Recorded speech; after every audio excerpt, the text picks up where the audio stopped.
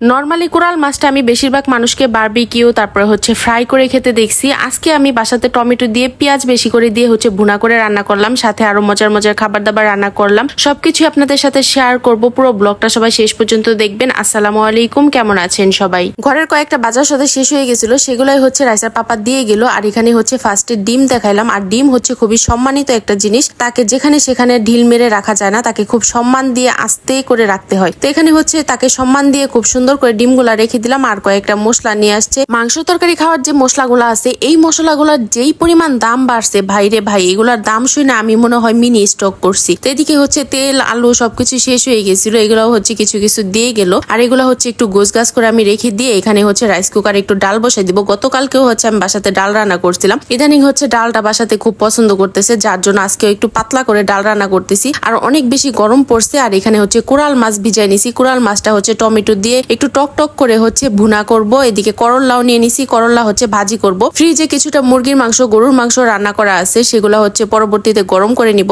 করল্লা আলু হচ্ছে আমি কেটে নিছি, এটা হচ্ছে নুন দিয়ে ভালো করে হাতে মেখে নিব। এতে করে করল্লার তেতো ভাবটা অনেকটাই হচ্ছে কমে যায়। এভাবে যারা না জানেন তারা কিন্তু করল্লা ভালো করে নুন দিয়ে চটকিয়ে কিছুক্ষণ রেখে দিবে। পরবর্তীতে নীল পানিটা বের হয়ে গেলেই হচ্ছে তেতো ভাবটা অনেকটাই কমে যাবে। আর এদিকে কোরাল মাছটা হচ্ছে হলুদ নুন দিয়ে ভালো করে মেখে নিতেছি। মেখে নিয়ে তারপর হচ্ছে তেলের মাঝে অল্প আছে মাছগুলাকে একটু লাল লাল করে ভেজে নামিয়ে নিব। আর বাকি যে তেলটা আছে ওই তেলের মাঝে হচ্ছে করল্লা ভাজিটা করে নিব। করল্লা গুলা কিন্তু নুন দিয়ে মাখিয়ে নেওয়ার পর আমি খুব ভালো করে ওগুলাকে ধুয়ে নিছি। এখন হচ্ছে ধুয়ে রাখা যে করল্লা গুলা ছিল সেগুলা হচ্ছে সবগুলা দিয়ে দিলাম। এখন হচ্ছে পেঁয়াজ আর হচ্ছে কাঁচামরিচ দিয়ে দিলাম, সামান্য পরিমাণ লবণ আর একটু হলুদের গুঁড়া দিয়ে দিব। আমি হচ্ছে সবসময় যে কোনো ভাজি করলে একটু পরিমাণ হলে হলুদ দেই, হলুদ ছাড়া ভাজি কেন যেন আমার কাছে একদমই ভালো লাগে না। ওদিকে করল্লাটা আমি একটু ভালো করে ভাজা ভাজা করে নিব। আমি হচ্ছে রান্না করতেছিলাম আর আমার বুড়িটা হচ্ছে এখানে বসে আছে, যার জন্য ভাবলাম একটা মালটা কেটে দেই, বসে বসে খাবে। কিন্তু না, মালটাটা খাবে না, বলতেছে পেয়ারা মাখিয়ে দিতে। সে হচ্ছে কাসুন্দর দিয়ে পেয়ারা মাখিয়ে খাবে। তো এখানে হচ্ছে পেয়ারাটাকে একটু ছোট ছোট করে কেটে দিতেছি। আর ছোট ছোট করে এভাবে সবসময় ওকে আমি পেয়ারা কেটে তারপর তার মাঝে মিষ্টি যে কাসুন্দটা আছে সেই কাসুন্দটা দিয়ে দেই। তারপর নুন দিয়ে ভালো করে হাতে মেখে দিলে সে হচ্ছে বসে বসে এই পেয়ারা মাখাটা খাবে। এভাবে পেয়ারাটা মেখে দিলে রাইসা হচ্ছে অনেক বেশি পছন্দ করে। আমাদের কাছেও কিন্তু এভাবে পেয়ারা মাখাটা অনেক বেশি ভালো লাগে। মালটাটা যেহেতু রাইসা খাবে না, এখন হচ্ছে আমি এটা খেয়ে নিব। আর এদিকে করল্লা ভাজিটা প্রায় হয়ে আসছে।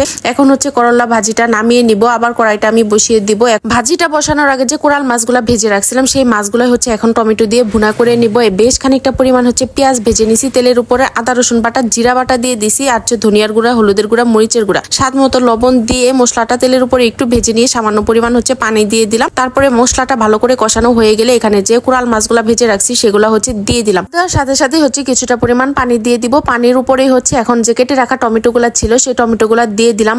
অনেকটা পরিমাণ গরম পড়ছে, যার জন্য ভাবতেছি একটু টক টক তরকারি রান্না করলে অনেকটা ভালো লাগতে পারে। আর এখানে যে রাইস কুকারে ডালটা বসাই দিয়েছিলাম, ডালটা কিন্তু অনেকটা টাইম ধরে আমি জাল করে নিছি রাইস কুকারের মাঝে। তো ডালটা হচ্ছে নামিয়ে নিলাম। ওটা হচ্ছে আমি মাছ ভুনাটা হয়ে গেলে বাগার দিয়ে দিব। আবার কিছুটা পরিমাণ রাইস কুকারে পানি বসিয়ে দিয়েছিলাম, সেই পানির মাঝে ধুয়ে রাখা যে চালগুলো আছে ভাত রান্না করার জন্য চালগুলা দিয়ে দিছি। মাছ ভুনাটা এদিকে আমার হয়ে গেছে। উপরে কিছুটা পরিমাণ ধনিয়া পাতা দিয়ে দিছি, দেশি ধনিয়া পাতা। এই ধনিয়া পাতার ঘ্রাণটা কিন্তু অনেক বেশি সুন্দর লাগে। মাছ ভুনাটা আমার একদম মাখো মাখো হয়ে গেছে। আর মাছ ভুনাটা একটা বাটির মাঝে নামিয়ে নিছি। আর কোরাল মাছকে কে এভাবে ভুনা করে খান অবশ্যই কমেন্ট করে জানাবেন। আর এইভাবে খেতে কার কার কাছে ভালো লাগে তাও জানাবেন। এদিকে ডালটা হচ্ছে আমি বাগার করে নিতেছি। আর বাগার করে দেওয়ার পরে হচ্ছে একটা ব্লক চলে আসলে ডালটাকে নামিয়ে নিব। আর ওই যে সকালে কিছু ডিম নিয়ে আসছে সেই ডিমগুলা হচ্ছে ভালো করে ধুয়ে ফ্রিজে রেখে দিব। যেহেতু ফ্রিজে অনেক ধরনের খাবার দাবার থাকে, রান্না করা খাবারও থাকে, যার জন্য ডিমগুলা যদি পরিষ্কার করে একটু ধুয়ে না রাখি কেমন যেন একটা খারাপ লাগে নিজের কাছে, যার জন্য একটু পানি দিয়ে ভালো করে পরিষ্কার করে রেখে দিব। আর এদিকে সন্ধ্যার দিকে হচ্ছে একটু চা বানিয়ে নিছি, চা দিয়ে বিস্কুট খেয়ে নিতেছি। দুপুরে ইদানিং খাওয়ার পর কেন যেন সন্ধ্যার দিকে অনেক বেশি ক্ষুধা লেগে যায়, তাই হচ্ছে একটু চা বানিয়ে নিলাম। চা দিয়ে এই বিস্কিটটা খেয়ে নিতেছি। রাইসা বুড়ি হচ্ছে এই বিস্কিট দিয়ে চাটা অনেক বেশি পছন্দ করে। আর আজকে দুপুরে রান্না করা আমার প্রতিটা খাবারই অনেক বেশি মজাদার ছিল। আমার কাছে কোরাল মাছের ভুনাটা কিন্তু খেতে অনেক বেশি ভালো লাগছে। আর বাকি যে মাছ ফ্রিজে আছে ওটা কিন্তু আমি একটা সময় আপনাদের ফ্রাই করে শেয়ার করব, এটা খেতে কেমন লাগে। তো এই ছিল আজকে সারাদিনের রান্না বান্নার ভিডিওটা কেমন লাগলো অবশ্যই জানাবেন। লাইক কমেন্ট শেয়ার করে দিবেন, পেজটা ফলো দিয়ে দিবেন। ইউটিউব চ্যানেল থেকে দেখে থাকলে চ্যানেলটা সাবস্ক্রাইব করে দিবেন। আজকের মতো ভিডিওটা এখানে শেষ করছি। আল্লাহ হাফেজ, ভালো থাকবেন সবাই।